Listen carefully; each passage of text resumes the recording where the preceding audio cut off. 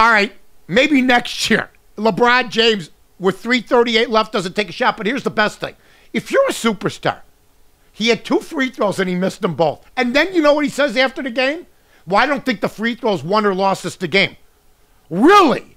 Near the end of the game, you make those 2 free throws, you got the lead. You make one, you got a tie. You miss it, you're losing still. Yeah, missing free throws at the end of games lose you games. This is a guy that's guiding the franchise of Miami? If you're Pat Riley, you're shaking your head today. Then Wade misses the layup. And here's another thing.